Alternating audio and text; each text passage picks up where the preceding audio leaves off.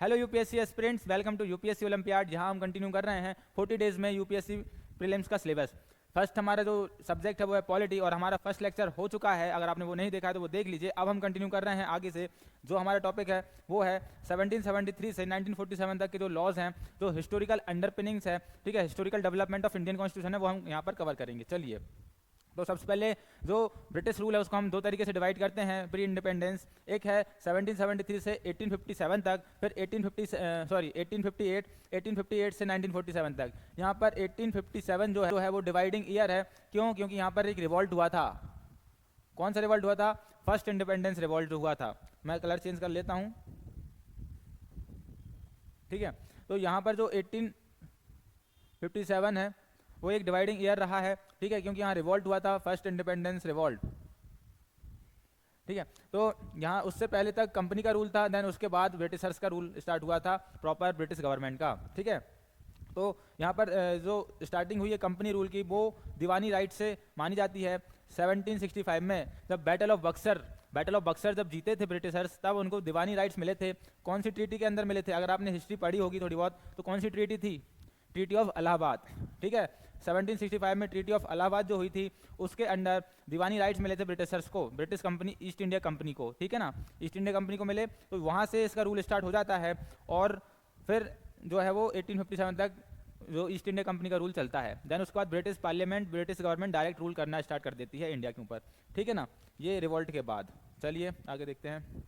तो सबसे पहले जो एक्ट आता है वो होता है रेगुलेटिंग एक्ट इन 1773, ठीक है ना। तो इसको लाने का क्या पर्पस रहता है? फर्स्ट टाइम यहाँ पर नीड होती है ब्रिटिश गवर्नमेंट को कि ईस्ट इंडिया कंपनी को रेगुलेट किया जाए, क्योंकि बहुत ज़्यादा करप्शन हो रहा था, बहुत ज़्यादा प्राइवेट ट्रेड हो रहा था, ठीक है। कंपनी लॉस में चल रही थी, बट कंपनी के जो एम्प्लॉयज़ थे वो बहुत फ़ायदे में थे। ये सब देखते हुए रेगुलेटिंग एक्ट आया 1773 का। इसमें जो था, फर्स्ट टाइम कंपनी की जो एक्टिविटीज़ थी उसको रेगुलेट करना स्टार्ट किया ब्रिटिश गवर्नमेंट ने। उन्होंने क्या किया? तो गवर्नर ऑफ बंगाल था, है ना, उसको गवर्नर जनरल ऑफ बंगाल बना दिया, और इसको थोड़ा पावरफुल बना दिया बाकी अदर प्रेसिडेंसी से।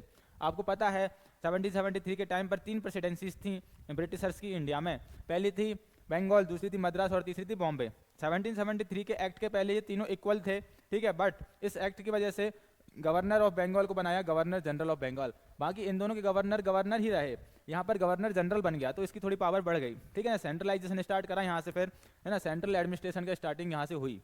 ओके, यहाँ पर एक हायरार्की एस्टेब्लिश करी कि सबसे ऊपर बंगाल आता है, फिर मद्रास और बॉम्बे आते हैं।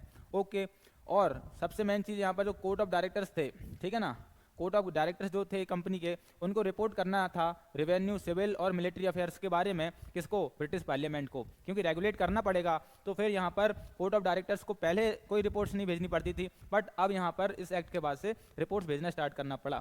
फिर यहाँ पर एक जुडिशरी की भी यहाँ पर एस्टेब्लिशमेंट हुई, है ना, सुप्रीम कोर्ट की एस्टेब्लिशमेंट हुई।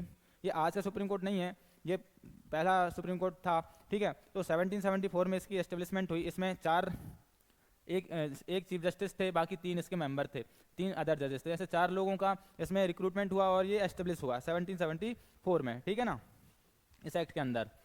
इस एक्ट में इतना ही याद रखिए अभी आप कि इसमें सेंट्रल एडमिनिस्ट्रेशन स्टार्ट हुआ, है ना, हायरार्की बनी, फिर ये कोर्ट ऑफ डायरेक्टर्स को रिपोर्ट भेजनी रही, है ना, देन उसके बाद सुप्रीम कोर्ट बना। और एक चीज़ और जो है इंपॉर्टेंट, वो है प्राइवेट ट्रेड, ठीक है ना। प्राइवेट ट्रेड को यहाँ पर बंद कर दिया, बैन कर दिया, ठीक है ना, इसको नहीं कर सकते। कौन नहीं कर सकता? तो कंपनी के जो एम्प्लॉयज़ है वो अपना खुद का प्राइवेट ट्रेड नहीं कर सकते हैं। वो कंपनी का ट्रेड करें, कंपनी के साथ ट्रेड करें, बट वो अपना खुद का प्राइवेट ट्रेड नहीं कर सकते हैं। वो इंडिया में किसी से गिफ्ट नहीं ले सकते हैं, ठीक है ना। गिफ्ट मतलब क्या होता है? ब्राइब, एक तरीके से, ठीक है। बोल देते हैं ना हम तो गिफ्ट दिया उसने तो हमें, बट वो घूस होती है, ब्राइब होती है, तो इससे करप्शन बढ़ रहा था। तो यहाँ पर प्राइवेट ट्रेड और गिफ्ट भी बंद कर दिए थे, ठीक है ना। तो यहाँ पर ये पॉइंट के बाद ये वाला पॉइंट भी आप याद रखिए। देन उसके बाद आता है पिट्स इंडिया एक्ट 1784, ठीक है ना। ये विलियम पिट्स के नाम पर है, इसलिए इनका नाम विलियम पिट्स, वहाँ के कौन थे? प्राइम मिनिस्टर थे, ठीक है ना, ब्रिटेन के जो थे प्राइम मिनिस्टर वो थे विलियम पिट्स, तो उनके नाम पर ये एक्ट है पिट्स इंडिया एक्ट 1784, ठीक है। इसमें यहाँ पर डुअल सिस्टम ऑफ गवर्नमेंट को एस्टेब्लिश किया। डुअल सिस्टम का क्या मतलब होता है? एक तो कोर्ट ऑफ डायरेक्टर पहले से थे, कोर्ट ऑफ डायरेक्टर पहले से ही थे कि जो कंपनी को चलाते हैं, जो कंपनी को मैनेज करते हैं। फिर एक नई बॉडी बनाई बोर्ड ऑफ कंट्रोल की। बोर्ड ऑफ कंट्रोल जो थे वो सारे पॉलिटिकल फंक्शन देखते थे, और जो कोर्ट ऑफ डायरेक्टर थे वो कंपनी के कमर्शियल फंक्शन देखते थे, ठीक है। Court of director private company के जो हेड होते हैं, जो चलाते हैं प्राइवेट कंपनीज को, वो कोर्ट ऑफ डायरेक्टर कहलाते हैं। बट यहाँ पर नई बॉडी बनाई बोर्ड ऑफ कंट्रोल, जो सारे पॉलिटिकल अफेयर देखेगी। पॉलिटिकल अफेयर क्यों? क्योंकि ईस्ट इंडिया कंपनी यहाँ इंडिया में पॉलिटिकल एक्टिविटीज़ ही कर रही थी। जो एक्टिविटीज़ जनरली एक स्टेट करता है, एक गवर्नमेंट करती है, वो एक प्राइवेट कंपनी कर रही थी। तो फिर इसलिए यहाँ पर ज़रूरत पड़ी बोर्ड ऑफ कंट्रोल बनाने की, ठीक है ना। यहाँ पर सबसे मेन चीज़ जो है वो ये है, ठीक है ना। फर्स्ट टाइम, ठीक है ना, फर्स्ट टाइम ब्रिटिशर्स कब आए थे? ब्रिटिशर्स ईस्ट इंडिया कंपनी कब आई थी? ईस्ट इंडिया कंपनी 1600 में आई थी, ठीक है ना। 1600 में ब्रिटिश ईस्ट इंडिया कंपनी आई थी। लेकिन उससे लेकर 1784 तक उसने जितनी भी टेरिटरी एक्वायर की थी, ठीक है, तब तक उनको ब्रिटिश पोजीशन नहीं बोला जाता था। वो ब्रिटिशर्स की नहीं थी, वो यहाँ खरीदी थी और यहीं इंडियन लोगों की थी, या इंडियन से रेंट पे लिया था, या इंडियन से खरीदी गई थी। लेकिन अब यहाँ पर ब्रिटिश पोजीशन बोलना स्टार्ट कर दिया। मतलब अब जो टेरिटरी ईस्ट इंडिया कंपनी की थी, ठीक है ना, ईस्ट इंडिया कंपनी की जो टेरिटरी थी वो अब ब्रिटिश पोजीशंस हो गई यहाँ धीरे धीरे। तो ये बहुत ही की पॉइंट है, इसको याद रखना है। 1784 में ये चीज़ हुई थी। ओके, अब यहाँ पर आता है चार्टर एक्ट्स आते हैं, ठीक है ना। अब ये 3 चार्टर एक्ट आते हैं, याद रखिएगा आप, है ना। तो 3 चार्टर एक्ट हैं, एक है 1813 का, एक है 1833 का, एक है 1853 का। इसमें जो मेन चीज़ थी वो क्या था? मोनोपोली खत्म कर दी थी ईस्ट इंडिया कंपनी की। ईस्ट इंडिया कंपनी की मोनोपोली एंड कर दी थी, लेकिन ट्रेड इन टी और ट्रेड विद चाइना, इसमें अभी भी मोनोपोली थी। ओके, और क्या किया था यहाँ पर? और यहाँ पर एजुकेशन के लिए 1 लाख रुपीज़ दिए थे, ठीक है ना। एजुकेशन के लिए 1 लाख रुपीज़ दिए थे यहाँ पर, ठीक है ना। उसके बाद आता है 1833 का एक्ट। 1833 का जो रहता है वो सबसे ज़्यादा सेंट्रलाइज्ड जो एक्ट माना जाता है ना। इस एक्ट की वजह से इंडिया में जो सेंट्रलाइजेशन था वो पीक पे आ गया था, है ना। मतलब गवर्नर जनरल ऑफ जो इंडिया बना दिया था, जो बंगाल का गवर्नर जनरल था उसको इंडिया का गवर्नर जनरल बना दिया था, और वो फर्स्ट कौन थे? विलियम बेंटिक थे, ठीक है ना। ओके, देन और क्या हुआ था यहाँ पर? यहाँ पर ECI का जो था वो कमर्शियल बॉडी की तरह उसका काम बंद हो गया था। मतलब अब वो कुल मिला के सिर्फ एडमिनिस्ट्रेटिव बॉडी थी ब्रिटिश गवर्नमेंट की, यहाँ पर कमर्शियल उसका कोई फंक्शन नहीं बचा था। क्यों? क्योंकि यहाँ पर मोनोपोली एंड कर दी, ठीक है। ट्रेड के साथ टी के साथ बस थी और चाइना के साथ थी। अब वो 1833 में ये भी एंड कर दी, चाइना और टी के साथ। तो अब वो कंप्लीटली क्या बची? एडमिनिस्ट्रेटिव बॉडी बची। ओके, ये याद रखना है आपको। फिर 1853 यहाँ पर एक चीज़ और ऐड हुई थी, यहाँ पर ओपन कॉम्पिटिशन सिस्टम भी लाने का ट्राई किया था, लेकिन आया नहीं था, ठीक है ना। कंपटीशन, तो ओपन कंपटीशन जो है वो यहाँ पर इंट्रोड्यूस किया था, बट वो पास नहीं हो पाया था, ठीक है, क्योंकि कोर्ट ऑफ डायरेक्टर्स जो थे उन्होंने अपोज किया था, ठीक है। लेकिन 1853 में यहाँ पर जो था वो first time open competition system आया था, जो आज हम देखते हैं UPSC MPPSC कराते हैं ना। ओके, और क्या हुआ था 1853 में? यहाँ पर सबसे मेन चीज़ जो थी वो लेजिस्लेटिव फंक्शन और एग्जीक्यूटिव फंक्शंस को बाइफरकेट कर दिया था, डिवाइड कर दिया था। मतलब गवर्नर जनरल की जो काउंसिल थी, गवर्नर जनरल ऑफ इंडिया की जो काउंसिल थी, एक थी एग्जीक्यूटिव काउंसिल और एक थी लेजिस्लेटिव काउंसिल। इससे पहले सिर्फ एग्जीक्यूटिव काउंसिल होती थी, लेकिन इस एक्ट के बाद लेजिस्लेटिव काउंसिल बना दी। मतलब लॉ मेकिंग को एक सेपरेट प्रोसेस बना दिया। लॉ मेकिंग एक अलग बॉडी करेगी और लॉ को इम्प्लीमेंट अलग बॉडी करेगी। जो आज हम देखते हैं एग्जीक्यूटिव, लेजिस्लेचर और जुडिशरी तीनों अलग पार्ट हैं, तो यहाँ पर लेजिस्लेटिव और एग्जीक्यूटिव का यहाँ पर ओरिजिन होता है, ठीक है ना, फर्स्ट टाइम। तो पार्लियामेंट्री सिस्टम यहाँ से बिगिन होता है। अगर आपको UPSC में प्री में क्वेश्चन आता है कि पार्लियामेंट्री सिस्टम की शुरुआत अगर हम समझें तो कहाँ से होती है, तो 1853 के एक्ट से होती है, ठीक है ना। यहाँ पर हमने एक मेन चीज़ और की थी, लोकल रिप्रेजेंटेशन भी आया था। लोकल रिप्रेजेंटेशन कहाँ पे आया था? लेजिस्लेटिव असेंबली में, ठीक है ना। ये जो लेजिस्लेटिव असेंबली बनी थी इसमें जो लोग थे वो लोकल थे। लोकल का मतलब ये नहीं था इंडियन थे, लोकल मतलब जो ब्रिटिशर्स इंडिया में रह रहे थे, ठीक है ना, तो वो लोग लोकल थे। यहाँ पर इंडियंस का पार्टिसिपेशन नहीं था, लोकल लोगों का था। लोकल मतलब लोकल ब्रिटिशर्स, ठीक है। और ओपन कॉम्पिटिशन का भी मैंने बता दिया है, तो ये इंपॉर्टेंट चीज़ है। देन अब इसके बाद क्या होता है? 1857 का रिवॉल्ट होता है। 1853 का जो चार्टर एक्ट रहता है उसके बाद क्या होता है? 1857 का रिवोल्ट हो जाता है, ठीक है ना। इस टाइम पर अब पता चलता है कि कंपनी अभी अच्छे से रूल नहीं कर रही है इंडिया में, ठीक है ना कहीं दिक्कत है, तभी तो लोग रिवोल्ट कर रहे हैं। तो फिर कंपनी का यहाँ पर पत्ता कैंसिल हो जाता है, ठीक है ना। यहाँ पर कंपनी को पूरी तरीके से एलिमिनेट कर दिया जाता है। अब जो स्टार्ट होता है वो होता है ब्रिटिश गवर्नमेंट का रूल, डायरेक्ट क्राउन का रूल, ठीक है ना। क्राउन मतलब ब्रिटिश के मोनार्क जो थे, ठीक है। तो ब्रिटिश गवर्नमेंट का रूल डायरेक्ट स्टार्ट होता है और अब बोला जाता है कि अब सारी चीज़ें अच्छी चलेंगी, ठीक है ना। यहाँ पर गवर्नमेंट ऑफ इंडिया एक्ट आता है 1858 का। 1857 में रिवॉल्ट होता है और जस्ट उसके एक साल बाद यहाँ पर एक्ट लेके आते हैं ये, जिसमें एक्ट में क्या होता है? कंपनी से सारी पावर क्राउन ले लेता है। क्राउन मतलब ब्रिटिश मोनार्क, ठीक है ना। तो ओल्ड सिस्टम में क्या क्या था? बोर्ड ऑफ कंट्रोल रहते थे और कोड ऑफ डायरेक्टर थे। दो टाइप की गवर्नमेंट थी, बताया। ये कब एस्टेब्लिश हुए थे? ये पिट्स इंडिया एक्ट में हुए थे 1784 में। 1784 में क्या हुआ था? डुअल गवर्नमेंट स्टार्ट हुआ था, हमने देखा, ठीक है ना। अब यहाँ पर जो गवर्नर जनरल था, गवर्नर जनरल ऑफ इंडिया जो था, ठीक है ना। ये गवर्नर जनरल ऑफ इंडिया कब बना था? 1733 में, ठीक है ना। अब इसको कैंसिल करके वाइसरॉय ऑफ इंडिया बनाया था, ठीक है ना। वाइसरॉय का क्या मतलब होता है? वॉइस मतलब होता है डिप्टी, और रॉय मतलब किंग का रिप्रेजेंटेटिव, ठीक है ना। जो किंग का जो रिप्रेजेंटेटिव है इंडिया में वो वाइसरॉय था, ठीक है ना। किंग मतलब मोनार्क, क्राउन का रिप्रेजेंटेटिव। तो यहाँ पर बना वाइसरॉय ऑफ इंडिया, और जो फर्स्ट वाइसरॉय थे वो कौन थे? लॉर्ड कैनिंग, ठीक है ना। ये आपको याद रखना है। देन यहाँ पर ये वाला सिस्टम तो यहाँ पर इसको एलिमिनेट कर दिया गया था। फिर कौन सा सिस्टम आया था? यहाँ पर सेक्रेटरी ऑफ स्टेट आया। इसकी जगह कुछ तो लाना पड़ेगा, ठीक है ना। ये क्योंकि हटाना है, तो फिर सेक्रेटरी ऑफ स्टेट आया, और इसकी एक काउंसिल भी बनी थी, ठीक है ना। इसमें ठीक है, तो 15 मेंबर काउंसिल थी, इसको दी गई थी क्योंकि अकेला पर्सन तो नहीं संभाल सकता इतना बड़ा इंडिया पूरा। तो ये लंदन में रहता था, सेक्रेटरी ऑफ स्टेट, इसके 15 लोगों की काउंसिल थी। चलिए, ठीक है ना। देन इसके बाद अब इंडियन काउंसिल एक्ट आता है। यहाँ पे स्टार्ट होते हैं Indian council act. First Indian council act कब आया? 1861 में। 2 इंडियन काउंसिल एक्ट आए हैं सिर्फ, है ना। जैसे मैंने बताया 3 चार्टर एक्ट थे। कौन कौन से थे 3 चार्टर एक्ट? जल्दी बताओ। 1813, 1833 और 1853। यहाँ पर इंडियन काउंसिल एक्ट 2 हैं, 1861 और 1892। ओके, अब इस देखो रिप्रेजेंटेटिव इंस्टीट्यूशन की स्टार्टिंग कहाँ से हुई थी? 1853 से, जब लेजिस्लेचर बना था, है ना। लेकिन इसमें लोकल रिप्रेजेंटेशन था, ना कि इंडियन, ठीक है ना। इंडियंस का रिप्रेजेंटेशन कहाँ से स्टार्ट हुआ? 1861 से। यहाँ पर इंडियंस को भी इंट्रोड्यूस किया था किसमें? लेजिस्लेचर में। जो लेजिस्लेचर बॉडी 1853 में बनी थी उसमें इंडियंस कब आए थे? 1861 में आए थे, ठीक है ना। और यहाँ से थोड़ा डिसेंट्रलाइजेशन स्टार्ट कर दिया। देखो सेंट्रलाइजेशन सबसे ज़्यादा कहाँ था, किस एक्ट में था? 1833 के एक्ट में था, ठीक है। तो अब ये जो एक्ट 1861 का, इसमें से डिसेंट्रलाइजेशन स्टार्ट करते हैं। जो बॉम्बे और मद्रास होता है उनको लेजिस्लेटिव पावर्स वापस कर देते हैं। इनके लिए लेजिस्लेटिव काउंसिल बनाते हैं कि ये लोग अपना खुद के लॉज बना सकते हैं। ज़रूरी नहीं है कि एक टॉप लेवल पे ही जो गवर्नमेंट बैठी है वो लॉज बनाए, ये अपने लॉज खुद बना सकते हैं। तो यहाँ से डिसेंट्रलाइजेशन स्टार्ट हुआ और बॉम्बे और मद्रास को उसकी लेजिस्लेटिव पावर वापस कर दी, ठीक है। यहाँ पर एक बहुत इंपॉर्टेंट सिस्टम स्टार्ट हुआ था, पोर्टफोलियो सिस्टम। ये कौन लेकर आया था? लॉर्ड कैनिंग, ठीक है ना। लॉर्ड कैनिंग इसको लेकर आए थे, पोर्टफोलियो सिस्टम। पोर्टफोलियो सिस्टम आपको पता है क्या है? पोर्टफोलियो सिस्टम में जैसे कि अलग अलग मिनिस्टर्स रहेंगे और वो अपना अपना डिपार्टमेंट, अपनी अपनी मिनिस्ट्रीज देखेंगे, ठीक है ना। एक पर्सन बहुत सारी चीज़ें नहीं देखेगा, वो जिस चीज़ का मिनिस्टर है वो बस वही चीज़ देखेगा। For example agriculture, finance, health, education, ठीक है, और कितनी सारी मिनिस्ट्रीज होती हैं। तो ये सब इसको बोलते हैं पोर्टफोलियो सिस्टम। देन उसके बाद आता है इंडियन काउंसिल एक्ट 1892। अब देखिए इसमें कितना बड़ा गया है, 61 से सीधा 92, मतलब लगभग 30 साल तक यहाँ पर कोई एक्ट नहीं आया, 30 ईयर्स। तो क्या सब कुछ पीसफुल था? 30 साल तक कोई इंटरवेंशन ही नहीं हुआ, कोई रिफॉर्म ही नहीं आया? ऐसा कुछ नहीं था। बट इंडियंस के पास कोई एक आवाज़ नहीं थी, ठीक है ना। कोई बता नहीं पा रहा था, ठीक है, लोग एक्सप्रेस नहीं कर पा रहे थे, तो इसलिए इतना टाइम लगा। लेकिन फिर जब 1885 में जब कांग्रेस बनी, ठीक है ना, तब देखो 1885 से कितना टाइम हुआ है? 7 साल हुए, सिर्फ 7 ईयर्स।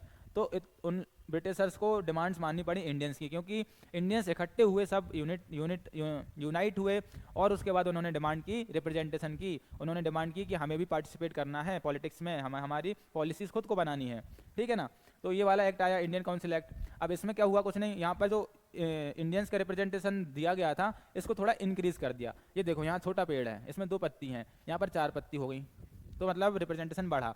नॉन ऑफिशियल्स कौन थे? इंडियंस, है ना। ऑफिशियल्स मतलब इंडियंस कौन थे? नॉन ऑफिशियल्स मतलब ब्रिटिशर्स। ओके, तो इसको थोड़ा सा एक्सपांड किया लेजिस्लेटिव काउंसिल को, और कुछ नहीं किया इसमें ज़्यादा। और थोड़ी सी पावर दी इनको बजट डिस्कस करने की, ठीक है ना। जैसे बजट वगैरह पास करना है, आ रहा है, तो आप डिस्कस कर सकते हो, बस एक बार पूछ सकते हो ना, उस पर क्वेश्चन नहीं कर सकते हो।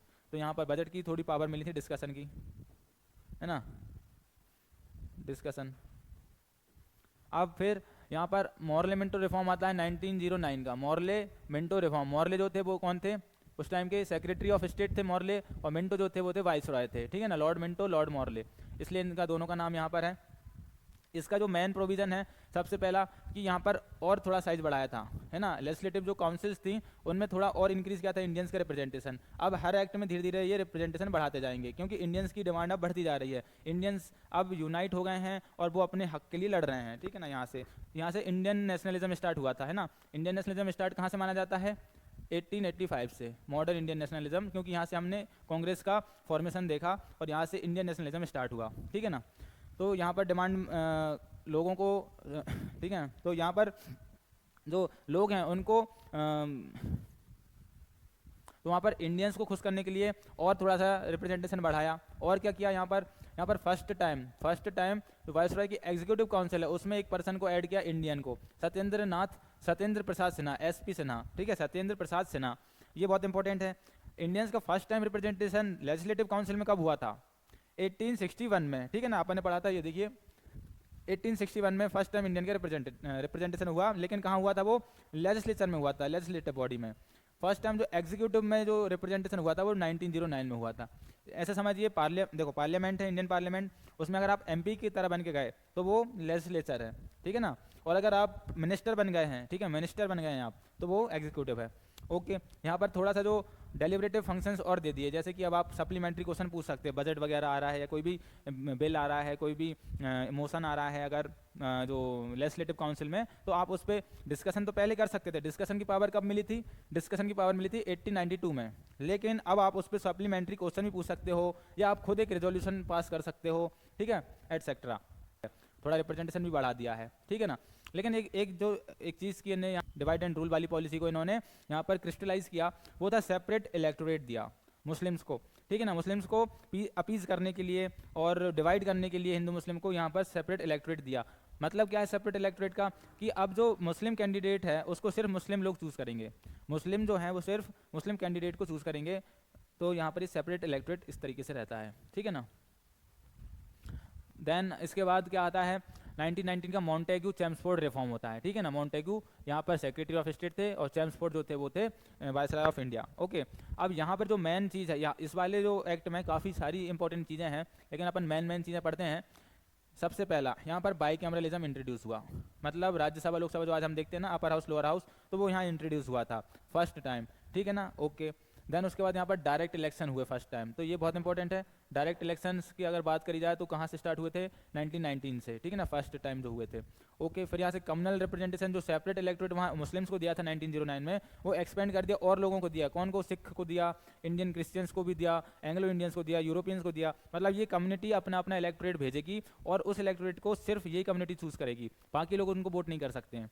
तो ये ऐसा करा। प्रोविंस में डायरकी इंट्रोड्यूस करी, ये सही है, ठीक है। तो प्रोविंस में डायरकी इंट्रोड्यूस की मतलब क्या है कि जो प्रोविंस के लेवल पर दो तरीके से पावर्स को डिवाइड किया सब्जेक्ट्स को, एक होते हैं ट्रांसफर्ड सब्जेक्ट्स, एक होते हैं रिजर्व्ड सब्जेक्ट्स, ठीक है। ट्रांसफर्ड आम सब्जेक्ट होते हैं जो बहुत कॉमन है, जो ज़्यादा पावरफुल नहीं है, जिनके पास ज़्यादा, ठीक है, जिनमें ज़्यादा मनी नहीं लगेगी, ज़्यादा पावर नहीं लगेगी, लोगों के पास ज़्यादा पावर नहीं जाएगी, ठीक है ना। तो ये इंडियंस को दे दिए, बोले इन पे आप बनाओ लॉज, कोई दिक्कत नहीं। जो मिनिस्टर्स थे इंडिया के ना, इंडियन मिनिस्टर्स थे, वो इसके लिए रिस्पॉन्सिबल थे और वो इस पर लॉ बना सकते थे।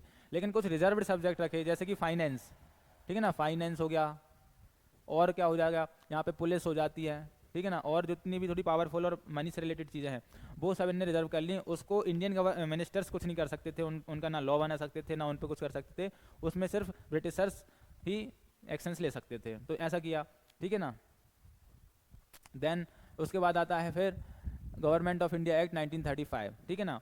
अब ये जो है गवर्नमेंट ऑफ इंडिया एक्ट 1935, ये बहुत ही लेंदी और बहुत ही डिटेल्ड एक्ट था। इसमें काफ़ी सारी चीज़ें डिफाइन की, काफ़ी अच्छे ब्रिटिशर्स ने सोचा था इंडिया को हम एज अ डोमिनियन स्टेट रखेंगे, ठीक है ना। तो उन्होंने पूरा यहाँ पर इंडिया के लिए बनाया था, मिनी कॉन्स्टिट्यूशन भी कह सकते हैं इसको एक तरीके से। यहाँ पर बात करी गई थी ऑल इंडिया फेडरेशन की, ठीक है ना। फेडरेशन का मतलब होता है जहाँ पर एक से ज़्यादा यूनिट्स हो, मतलब दो या दो से ज़्यादा यूनिट हो, मिनिमम दो तो होने चाहिए पार्टिसिपेंट्स। तो कौन कौन थे यहाँ पर प्रिंसली स्टेट्स, ठीक है, और प्रोविंस, इन दोनों को मिलाकर फेडरेशन बनाना था, ठीक है, प्रिंसली स्टेट्स और प्रोविंस को मिलाकर। तो ये इन्होंने प्रपोज किया, बट प्रिंसली स्टेट्स एग्री नहीं हुए थे, ठीक है ना। प्रिंसली, क्योंकि देखो प्रोविंस तो ब्रिटिशर्स के पास थे, तो वो तो बनाना ही चाह रहे थे, तो प्रोविंस तो रेडी थे, बट प्रिंसली स्टेट्स राजा महाराजाओं के पास थे, तो उन्होंने एग्री नहीं किया, तो ये कभी नहीं आ पाया, है ना, एग्जिस्टेंस में। फिर आया प्रोविंशियल ऑटोनॉमी। अभी देखा हमने डायर की इंट्रोड्यूस की थी, डायर के कॉन्सेप्ट बहुत बेकार था, उसमें इंडियंस बिल्कुल खुश नहीं थे, क्योंकि उनके पास सिर्फ ट्रांसफर्ड सब्जेक्ट की पावर थी,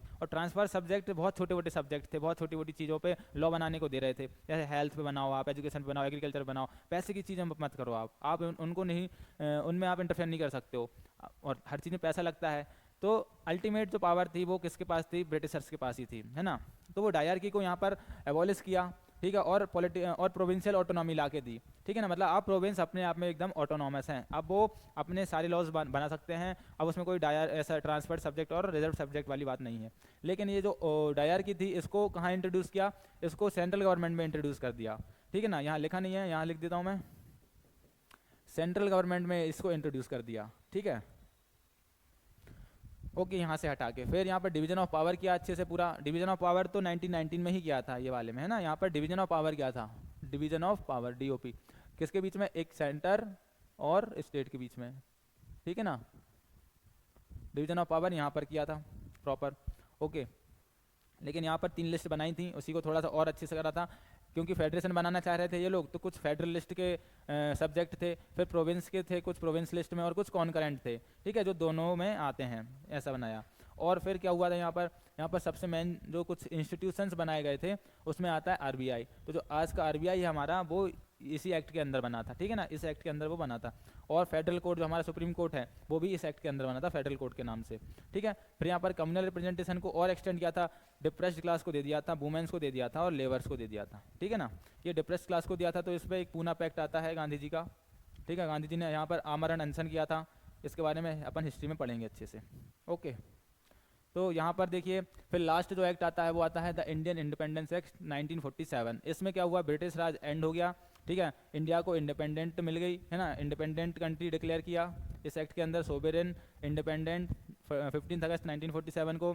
और फिर यहाँ पर 2 डोमिनियन बने थे, एक बना था इंडिया, एक बना था पाकिस्तान। तो इंडिया जो है 1947 से 1950 तक डोमिनियन रहा है, 1950 तक हम लोग डोमिनियन रहे हैं, ठीक है, इंडिपेंडेंट थे बट हम डोमिनियन थे, सोवरेन नहीं थे। सोवरेन हम कब हुए, जब हमारा जो कॉन्स्टिट्यूशन है वो इम्प्लीमेंट हो गया, जब वो लागू हो गया, ठीक है, तब हम सोवरेन हुए। तो यहाँ पर वायसरॉय का ऑफिस हटा दिया गया था इस एक्ट के अंदर में, ठीक है ना, सेक्रेटरी ऑफ स्टेट का भी हटा दिया था, ठीक है ना, इसको एबॉलिश कर दिया। फिर यहाँ पर जो कॉन्स्टिट्यूएंट असेंबली बनी थी उसको हमने, इस एक्ट ने उसको सोवरेन बनाया था कि आप अब जो चाहें वो अब ऐसा कॉन्स्टिट्यूशन बना सकते हैं, ठीक है। फिर प्रिंसली स्टेट्स को यहाँ पर फ्रीडम दी थी कि आप कोई सा भी ज्वाइन कर सकते हो, या तो इंडिया या पाकिस्तान, ठीक है ना, या फिर आप इंडिपेंडेंट भी रह सकते हो, इस एक्ट के अंदर ये बात थी। बट यहाँ पर हमने देखा था 3 जून प्लान, ठीक है ना, 3 जून प्लान किसका था, ये हम हिस्ट्री में पढ़ेंगे, ठीक है ना। 3 जून प्लान क्या था, जिसमें पार्टीशन की बात हुई थी, इंडिया पाकिस्तान की पार्टीशन की बात किस में हुई थी, 3 जून प्लान में हुई थी। और उसमें बताया गया था कि जो प्रिंसली स्टेट्स हैं उनके पास इंडिपेंडेंट रहने का कोई ऑप्शन नहीं है, यहाँ पर एक्ट में बोला है, लेकिन इस प्लान के अंदर फिर बोला था कि नहीं, ये प्रिंसली स्टेट जो है वो इंडिपेंडेंट नहीं रह सकते, या तो उनको पाकिस्तान ज्वाइन करना पड़ेगा या इंडिया ज्वाइन करना पड़ेगा, ठीक है। चलिए, तो अब हम एक बार थोड़ा सा देख लेते हैं, ठीक है, लिंकेज कर लेते हैं। गवर्नमेंट ऑफ इंडिया एक्ट 1935 में फेडरल स्ट्रक्चर देखा हमने, जिसमें डिवीजन ऑफ पावर रही है ना, फेडरल स्ट्रक्चर। फिर चार्टर एक्ट 1853 में हमने पार्लियामेंट्री सिस्टम देखा, जिसमें एग्जीक्यूटिव लेजिस्लेचर को अलग कर दिया, ठीक है ना, सेपरेट करके बनाया। उसके बाद गवर्नमेंट ऑफ इंडिया एक्ट 1919 में यहाँ पर बाईकैमरलिज्म देखा, यूपीएससी यहाँ सेटअप हुई, ठीक है ना, यूपीएससी जो थी 1926 में सेटअप हुई, बट इस एक्ट के अंदर ही वो बनाई गई थी। ओके, देन इसके बाद इंडियन काउंसिल एक्ट 1861 में पोर्टफोलियो सिस्टम आया था, ठीक है ना, कैबिनेट सिस्टम जिसमें बोलते हैं। तो ये एक बार रिवीजन हो गया है पूरा हमारा। तो कॉन्स्टिट्यूशन ऑफ इंडिया इन्हीं एक्ट के ऊपर फिर बनाया गया आगे चल के। ये जो एक्ट्स थे इन्होंने ही इंडिया की पॉलिटी को डिफाइन किया, इंडिया का पॉलिटिकल स्ट्रक्चर आज जैसा है वो कहीं ना कहीं इन एक्ट की वजह से भी है, ठीक है ना। अगर आप देखें बहुत अच्छे से इन एक्ट्स को हमने पढ़ा तो काफ़ी सारी चीज़ें हम देखते हैं आज इंडिया में हैं, तो ये इन एक्ट का इन्फ्लुएंस रहा है, ठीक है ना। एक बार पूरा अच्छे से याद कर लो। 1773 में रेगुलेटिंग एक्ट आया था, यहाँ पर फर्स्ट टाइम पे रेगुलेट करना स्टार्ट किया था ब्रिटिशर्स ने कंपनी को। देन उसके बाद 1784 का एक्ट आया, पिट्स इंडिया एक्ट, यहाँ से डुअल गवर्नमेंट की स्टार्टिंग हुई। देन उसके बाद 1833, यहाँ पर 1813 का भी आया था बीच में ना, 1813 का यहाँ पे मेंशन नहीं है, 1813 का एक्ट आया था, ठीक है ना, वो उतना ज़्यादा इंपॉर्टेंट नहीं है क्योंकि। तो फिर 1833 का एक्ट आया जिसमें गवर्नर जनरल ऑफ इंडिया हो गए, यहाँ पर सेंट्रलाइजेशन जो था वो पीक पर था, सेंट्रलाइजेशन, ठीक है ना। देन उसके बाद 1853 का जो एक्ट था उसमें क्या हुआ, हमारा पार्लियामेंट्री सिस्टम स्टार्ट हुआ। पार्लियामेंट्री सिस्टम मतलब separation of legislative and executive, okay. फिर 1857 का जो रिवॉल्ट था वो टर्निंग पॉइंट रहा, क्योंकि उसके बाद ब्रिटिश क्राउन डायरेक्ट रूल करने लगा इंडिया पर। 1858 में यहाँ पर गवर्नमेंट ऑफ इंडिया एक्ट आता है जिसमें हम डायरेक्ट क्राउन को पावर चली जाती है। फिर 1861 का जो एक्ट है उसमें इंडियन काउंसिल एक्ट आता है, इसमें फर्स्ट टाइम इंडियंस का रिप्रेजेंटेशन होता है, ठीक है ना। लोकल का रिप्रेजेंटेशन कहाँ होता है, 1853 वाले में यहाँ पर लोकल का रिप्रेजेंटेशन हो जाता है। लोकल मतलब ब्रिटिशर्स ही जो इंडिया में रह रहे हैं, लेकिन यहाँ पर फर्स्ट टाइम इंडिया का रिप्रेजेंटेशन स्टार्ट हुआ इंडियंस का। 3 लोगों का रिप्रेजेंटेशन हुआ था, कौन थे वो 3 लोग बताइए। 3 लोग फर्स्ट टाइम जो ये जो लेजिस्लेटिव काउंसिल थी उसमें गए थे, कौन थे? एक तो महाराजा ऑफ पटियाला सर दिनकर राव और महाराजा ऑफ बनारस, ठीक है ना, राजा ऑफ बनारस, महाराजा ऑफ पटियाला और सर दिनकर राव, ठीक है। तो इन तीनों का यहाँ पर रिप्रेजेंटेशन दिया था इंडियंस की तरफ से इन्होंने। फिर 1909 में मॉर्लेमेंटो रिफॉर्म आया, इसमें सेपरेट इलेक्टोरेट दिया। देन 1919 में मॉन्टेग्यू चेम्सफोर्ड रिफॉर्म आया, इसमें डायर की प्रोविंस में आई, ठीक है ना। बाई कैमरलिज्म भी आया इसमें, बाई कैमरलिज्म, डायर की, डायरेक्ट इलेक्शन, ठीक है ना, ये अपन ने अभी पढ़े। देन उसके बाद 1935 का एक्ट जो था वो फेडरेशन की तरफ था कहीं ना कहीं, ठीक है ना, और प्रोविंशियल ऑटोनॉमी, ठीक है ना, ऑटोनॉमी दी किसको? प्रोविंस को, प्रोविंस को ऑटोनॉमी दी, और फेडरेशन की तरफ इन्होंने हमारे, है ना, इंडिया को गाइड किया। देन उसके बाद 1947 का जो एक्ट था उसमें सोवर्निटी और पार्टीशन दिया, ठीक है। ये है कंपनी का रूल और ये है क्राउन का रूल। यहाँ पर हमारा ये सारे लॉज जो है वो कंप्लीट हो गए हैं, और मानिए सारी जो इंपॉर्टेंट चीज़ें हैं जो प्रीलिम्स में आ सकती हैं वो हमने इसमें बता दी हैं, कवर कर दी हैं, और छोटी छोटी चीज़ें हैं तो वो मैं टेलीग्राम ग्रुप पर डाल दूंगा, ठीक है ना। अब हम पढ़ते हैं आगे कि इंडियन सिटीजन्स। अब देखिए आपको मैं थोड़ा सा एक बार पूरा स्ट्रक्चर समझा देता हूँ। हमने शुरुआत की थी बेसिक्स से, जो कल हमारी क्लास लगी थी उसमें हमने बेसिक्स पढ़ा था, जैसे कि कॉन्स्टिट्यूशन क्या है,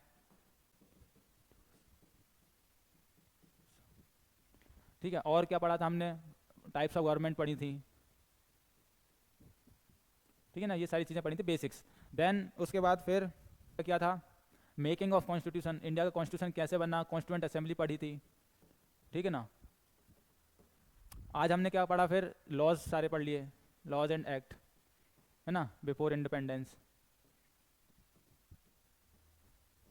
ओके। तो पहला, दूसरा, तीसरा। अब हमको फोर्थ जो पढ़ना था वो था प्रियम्बल, जो कि मैं करवा चुका हूँ, है ना। यूट्यूब पे आप देखिए हमारे चैनल पर प्रियम्बल की आपको वीडियो मिल जाएगी, बहुत शानदार तरीके से कवर किया है और कंप्लीटली कवर किया, कुछ नहीं छूटा है, ठीक है, तो वो कर लीजिए। फिर फिफ्थ हमको करवाना था यूनियन एंड इट्स टेरिटरी, तो ये भी मैं करवा चुका हूँ, इसका भी बहुत डिटेल में और बहुत 2 वीडियो बनाई है ना, बहुत शानदार, तो वो देख लीजिए। आज से हम स्टार्ट करेंगे सिटीजनशिप 6, ठीक है ना। तो यहाँ से सिटीजनशिप कंटिन्यू करता हूँ, क्या मतलब डबल चीज़ें हों ना, जब यूट्यूब पे मैंने बनाए गए हैं वो लेक्चर बहुत अच्छे से बनाए हैं, ठीक है।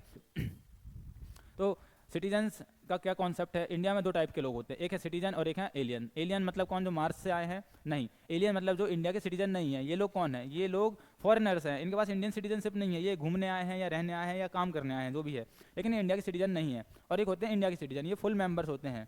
फुल मेंबर्स मतलब ये इंडिया के ही लोग हैं, ओके। इनके पास सारे राइट्स होते हैं जो कि एक कंट्री में सिटीजन्स को मिलते हैं, ठीक है, जो कि कॉन्स्टिट्यूशन में दिए हुए हैं, सारे राइट्स इसमें इनको मिलते हैं। लेकिन इनको कुछ राइट्स नहीं मिलते हैं, कुछ मिलते हैं। अभी हम देखेंगे कौन से होते हैं। एलियंस 2 टाइप के होते हैं, एक फ्रेंडली एलियन और एक होते हैं एनिमी एलियन, ठीक है ना। अब यहाँ पर समझ आ रहा है, फ्रेंडली एलियंस मतलब वो कंट्री जो हमारे साथ फ्रेंड है, जो हमारी अच्छी दोस्त है, उसके जो लोग हैं वो फ्रेंडली एलियंस हो गए। और जो कंट्री हमारे साथ वॉर में है अभी, या जिसको हमने एनिमी की तरह डिक्लेयर करके रखा है, वो कंट्री के जो लोग हैं वो एनिमी हो जाएंगे हमारे, ओके। चलिए अब यहाँ पर देख लेते हैं थोड़ा डिफरेंस कि क्या प्रिविलेज होते हैं सिटीजन्स को और क्या प्रिविलेज होते हैं एलियंस को।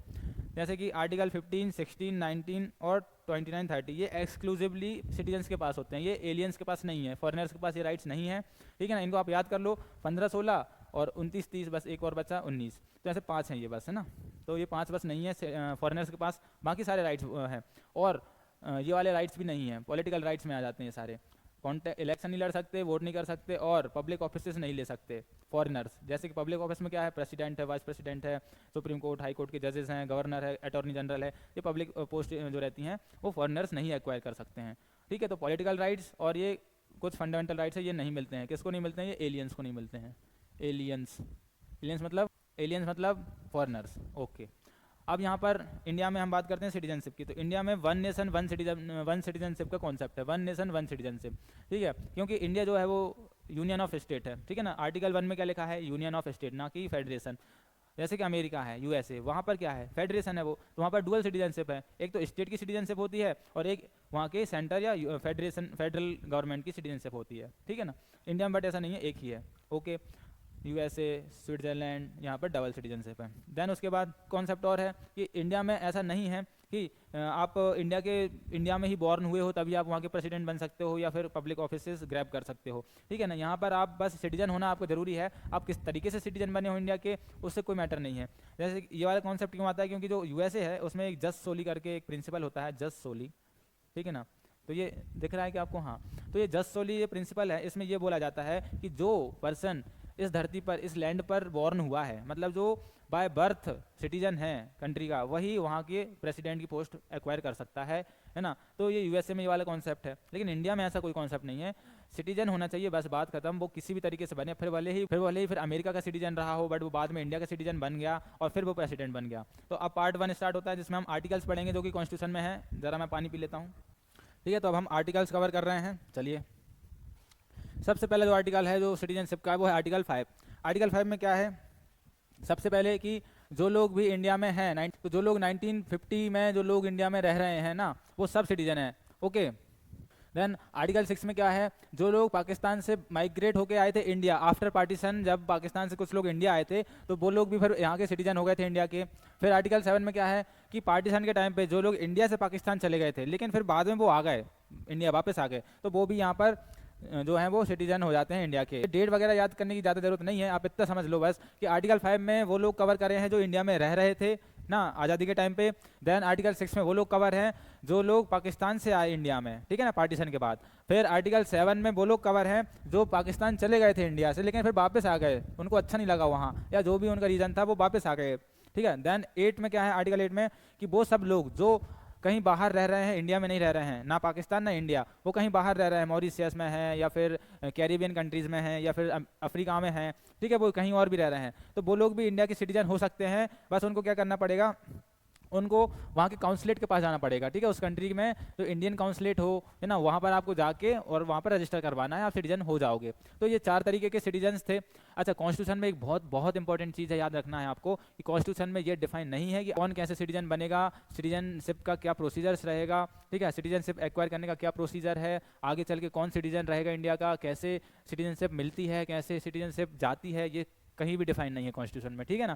कॉन्स्टिट्यूशन में सिर्फ और सिर्फ 4 चीज़ें बताई हैं कि इंडिया का सिटीजन कौन था, इंडिया अगर वो पाकिस्तान से आया था तो वो भी सिटीजन था, अगर वो पाकिस्तान चला गया था बट फिर से पाकिस्तान से वापस आ गया वो भी सिटीजन था, और जो बाहर रह रहे थे और उन्होंने अगर अपने आप को रजिस्टर कर लिया है इंडियन काउंसलेट के पास तो वो भी सिटीजन है। बस इतनी चीज़ें थी और यहाँ पर कुछ भी नहीं था। 20 जनवरी 1950 तक, बस यहाँ तक की बात यहाँ कॉन्स्टिट्यूशन में दी है सिटीजनशिप को लेकर, ठीक है ना। अब इसके आगे जो भी बात है वो पार्लियामेंट के ऊपर सौंप दी गई है ना। कॉन्स्टिट्यूशन ने बोला कि अब 1950 के बाद जो भी चीज़ें होंगी वो पार्लियामेंट डिसाइड करेगी, ठीक है ना। ये आर्टिकल 11 में था, ठीक है ना, तो पार्लियामेंट को अथॉरिटी दी थी। अब थोड़े आर्टिकल 9 में क्या है ये और देख लो, और 10 में क्या है ये देख लो। आर्टिकल 9 में ये है कि इंडिया में डुअल सिटीजनशिप नहीं हो सकती है, ठीक है। अगर कोई पर्सन किसी और कंट्री का भी सिटीजन है और इंडिया का भी सिटीजन है तो उसकी इंडिया की जो सिटीजनशिप है वो अपने आप चली जाएगी ऑटोमेटिकली, ठीक है, कैंसिल हो जाएगी। मतलब एक साथ कोई पर्सन इंडिया में डुअल सिटीजनशिप नहीं रख सकता है कि इंडिया की सिटीजनशिप भी रख ले और बाहर की कंट्री की भी रख ले, ठीक है। तो अगर वो दूसरी कंट्री की सिटीजनशिप लेता है तो उसकी इंडिया की सिटीजनशिप अपने आप चली जाएगी, ओके। देन उसके बाद यहाँ फिर पार्लियामेंट को पावर दी है कि अब आगे की जो भी मैटर है सिटीजनशिप को लेकर वो आप सब हैंडल करो। पार्लियामेंट ने इसीलिए से एक लॉ बनाया, ठीक है, पार्लियामेंट ने इसीलिए ये लॉ बनाया। कौन सा, सिटीजनशिप एक्ट 1955। इसको बहुत अमेंड किया है, 5 से 6 बार इसको अमेंड किया है, ठीक है ना, टाइम टू टाइम। और अभी लेटेस्ट इसका अमेंडमेंट हुआ है 1920 में, ठीक है ना, 1920 में इसको लेटेस्ट अमेंड किया है। इसको समझते हैं हम क्या है ये वाला एक्ट, ठीक है ना। ये क्योंकि अभी देखो कॉन्स्टिट्यूशन ने सिर्फ 1950 तक की बात कही, अब उसके आगे कौन संभालेगा, पार्लियामेंट। तो पार्लियामेंट ने ये वाला लॉ बनाया संभालने के लिए। अब इसको हम समझते हैं इस लॉ में क्या है। इसमें लॉ में बताया है कि अगर आपको सिटीजनशिप चाहिए है तो आपको 5 तरीके हैं सिटीजनशिप एक्वायर करने के। कौन कौन से, बाय बर्थ आपको मिल सकती है, बाय डिसेंट आपको मिल सकती है citizenship, bye registration, bye naturalisation और बाय इनकॉर्पोरेशन ऑफ टेरिटरी। ये वाला तो बहुत आसान है। अगर इंडिया किसी भी टेरिटरी को एक्वायर करता है, हम अगर किसी भी टेरिटरी को, जैसे कि जो अभी हमारी टेरिटरी नहीं है, फॉर एग्जाम्पल हमने चाइना को एक्वायर कर लिया, तो चाइना के जितने लोग हैं वो इंडियन हो जाएंगे, ठीक है ना, इस वाले लॉ के इस वाले क्लॉज के अंदर, ठीक है ना, ओके। बाय बर्थ इंडिया में जो बॉर्न हुए हैं, ये डेट्स वगैरह कोई ज़रूरत नहीं है याद रखने की। जस्ट सोली प्रिंसिपल भी हमने समझ लिया है। जस्ट सोली मतलब जो बाय बर्थ ही सिटीजन है ना। अमेरिका में क्या कॉन्सेप्ट है, वहाँ का प्रेसिडेंट वही बन सकता है जो बाय बर्थ वहाँ का सिटीजन है। जस्ट सोली प्रिंसिपल उनका वो फॉलो करते हैं। इंडिया में ऐसा नहीं है, बट यहाँ पर कोई भी प्रेसिडेंट बन सकता है। देन उसके बाद यहाँ पर और क्या है, डिसेंट की बात हुई है, ठीक है ना, डिसेंट। अब ये बॉर्न इन इंडिया जो पर्सन है, ठीक है, वो बाय बर्थ बन जाएगा। बॉर्न आउटसाइड इंडिया जो पर्सन है, उसका कोई घर वाला होना चाहिए इंडिया में या इंडिया का सिटीजन होना चाहिए कभी भी, तो वो हो जाता है। ये सारी चीज़ें हमने देख ली हैं, है ना।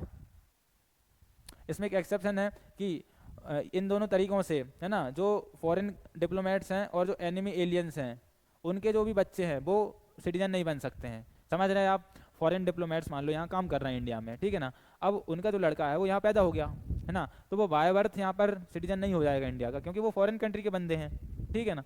ऐसे एनिमे एलियन के भी बच्चे जो है वो यहाँ पे सिटीजन नहीं बन सकते बाय बर्थ या बाय डिसेंट, क्योंकि वो एनिमी है हमारे, ठीक है ना, सिंपल सी चीज़ है।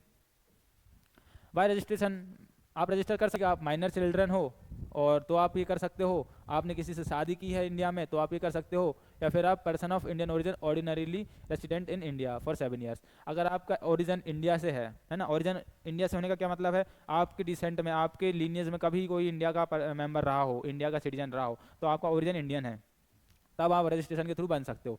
या फिर आपने इंडिया में से किसी से शादी की हो, या फिर आप माइनर चिल्ड्रन हैं, ठीक है ना, आप माइनर चिल्ड्रन थे, ठीक है ना, अब आप मैच्योर हो गए हैं, आप 18+ हो गए हैं, तो अब आप यहाँ पर रजिस्ट्रेशन कर सकते हो, ठीक है ना।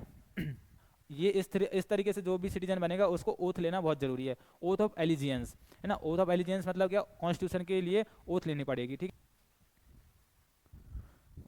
बाय नेचुरलाइजेशन यहाँ पर फॉरेनर्स बन सकते हैं, मतलब देखो इनमें क्या है ना, बाय रजिस्ट्रेशन सिर्फ वही बन सकता है जो इंडियन ओरिजिन का हो या इंडिया में जिसका कुछ कनेक्शन हो। कनेक्शन मतलब समझ रहे ना आप, कनेक्शन कुछ आपका किसी से कनेक्शन होना चाहिए, या तो आपके पेरेंट्स होने चाहिए या फिर आपका कोई पर्सन यहाँ पर होना चाहिए जिससे आपका कनेक्शन है, ठीक है ना। या आप माइनर चाइल्ड थे, ठीक है ना, और आपके घर वाले चले गए इंडिया की सिटीजनशिप छोड़ के, तब आप माइनर थे, लेकिन अब आप चाह रहे हो कि मेरे मम्मी पापा भले ही नहीं आना चाह रहे हैं, वो भले ही फॉरेन कंट्री के बंदे बनना चाह रहे हैं, मैं इंडियन ही रहूँगा, तब आप आके यहाँ पर रजिस्टर कर सकते हो, ठीक है ना। नेचुरलाइजेशन जो है वो प्योरली फॉरेनर्स के लिए है, कि जो कोई इंडिया से जिसका कोई रिलेशन है ही नहीं है, ठीक है, जिसका कोई डिसेंट भी नहीं है, कोई इंडियन है था ही नहीं कभी, वो कोई कहीं बाहर का है, वो फॉरेन कंट्री का बंदा है, ठीक है, तो वो यहाँ पर 12 साल रहेगा ना तो उसको इंडियन सिटीजनशिप मिल जाएगी। लेकिन एक कंडीशन ये है कि उसको इलीगली इधर इंडिया में नहीं आना है, इलीगल माइग्रेंट नहीं होना चाहिए, वो लीगली आए डॉक्यूमेंट्स के साथ और बताए कि मैं आया हूँ, अब मैं यहाँ पर रहूँगा, ठीक है, इस तरीके से। उसका कैरेक्टर अच्छा होना चाहिए, उसके बाद उसको थोड़ा सा नॉलेज होना चाहिए। जो 8th शेड्यूल में जो लैंग्वेज लिखी है, 8th शेड्यूल में कितनी लैंग्वेज लिखी है जल्दी बताओ, अभी हमने शेड्यूल पढ़े नहीं है। अच्छा एक काम करेंगे, कल अपन शेड्यूल भी पढ़ लेंगे, ठीक है ना। 8th शेड्यूल में जो है वो लैंग्वेज है 22, ठीक है ना, तो ये 22 लैंग्वेजेज हैं 8th शेड्यूल में, ओके। तो इनका एक आध लैंग्वेज का उसको नॉलेज जरूर होना चाहिए। ये इस प्रोसेस के थ्रू सिटीजनशिप लेने की कंडीशंस हैं। इसकी कंडीशंस याद कर ली आपने, है ना, अब इसकी याद कर लो। यहाँ पर रिनाउंस, अगर वो किसी उसके पास किसी और कंट्री की सिटीजनशिप है तो उसको वो छोड़नी पड़ेगी, ऑब्वियसली यहाँ पर डुअल सिटीजनशिप नहीं चलेगी, ओके। अब एक चीज़ यहाँ पर इंपॉर्टेंट है कि गवर्नमेंट जो है वो ये सारी कंडीशंस वेव कर सकती है, ये सारी कंडीशंस हटा सकती है अगर कोई पर्सन डिस्टिंग्विश्ड है, किसमें, साइंस में, फिलोसफी में, आर्ट में, लिटरेचर में, वर्ल्ड पीस में या ह्यूमन प्रोग्रेस में।